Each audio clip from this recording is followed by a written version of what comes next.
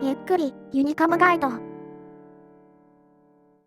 っぱり快速戦車で活躍するのって楽しいね。駆逐を一方的に葬れたりすると最高。でも、基本的に快速って走行がないんだよね。そうなんだよね。故に高い技術も必要となると、やっぱり、それなりに経験を積まないとね。というわけで今回は、レオパルド PTA に乗っていきます。快速といえば、やっぱりこのルートだ。それではスペックを確認していきます。単発は350で DPM は2728。中戦車としては優秀な DPM です。そして、通常弾の弾速が優秀ですね。この子そういえば通常弾が CR だったね。遠距離狙撃にはかなり適してるってことか。そうなんですよね。精度に関してはご覧の通り、走っても拡散があまりなく、なおかつ精度もいい素晴らしい方針です。さすがに機動力を売りにしてるだけある。ただ、負荷が相当微妙なんだよね。うわ、6度か？中戦車でこれはなかなかにしんどい。ここがこの戦車を残念にしてるポイントですね。機動力に関してはもちろん最強クラス、最高速加速ともに申し分ないですね。ここが一番の取り柄だからね。頑張ってもらわないと。では、安心と信頼の走行を見ていきます。もう何も言うことはないよ。柔らかいと言いつつ、正面から普通に、榴弾が貫通するほどじゃないのか。その辺はルーさんから進歩してますね。とはいえ側面はさすがに榴弾スパスパ、注意です。正面からは抜けないだけマシかな。お尻は普通に貫通します。要注意。てなわけでやっていきましょうね。初動はどうしよう。ああ、これは適当な場所でイモりますかね。中戦車なのに初動はイモるの。はい、それも口っぽじで狙撃します。原因としてはいろいろあるんですが、順を追って説明しますね。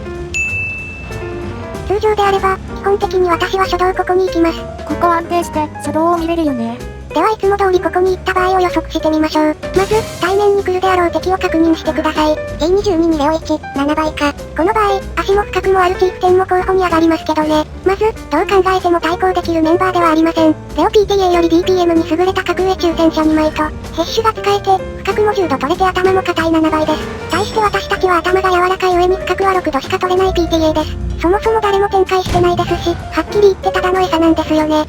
まあ性能的にはかなりしんどいだろうけど、そして第2の問題として、敵の正体に知り合いがいるからです。彼も産家を量産する6割です。もし私を認知していたら確実に潰しに来ますよね。しかも正体です。さっきの条件で孤立していたらなおさらです。まあそうかもしれないけど、もちろん考えすぎかもしれませんが、今まで散々その手のフォーカスは経験しているので、今回もかなり警戒をしての初動です。なんか色々苦労してるんだね。はい、全く予想通りに単独で B に行ったスコダがフルボッコされてますね。ああ、かわいそうに。中戦車なので初動偵察は大切です。しかし、このようなリスクの高い展開では、無理にする必要はないのかなと思います。でもそうなると勝つの難しい展開だな。一応考えていた勝ち筋としては、初動はとにかくスポットされずに待機。そうすることで敵は私の位置を把握せず進軍します。そうして敵にとって不利なポジションまで引き込み、こちらは有利なポジで殴り返す作戦です。というわけで、早速無防備な7倍君を叩き潰します。ハルダウンしてないなら何も怖くない。おっとっと、思った通り接種を打ってきたね。やめてくれ、その砲弾は私に効く。あれ単発440だからね。殴り合ったらモジュールもボロボロなるし。とはいえもうワンパン圏内です。安心安心。彼らもこちらに興味なさそうですし、グリレもこっち来ました。さっさと7倍を始末して反撃タイムと行きましょう。ほらゆっくり接種貫通狙っとる場合じゃないぞ。反撃もらわず倒せたのはかなりありがたい。グリレさん、榴弾貫通狙ったのかな？ナイスチャレンジです。惜しかったですね。T22 もいい感じに一方的に殴れてます。詰めてくるかと思ったけどさすがに逃げますか。障害物で隠れてますけど、これ背中を打てますね。かなり脅威は去ったかな。やれやれ。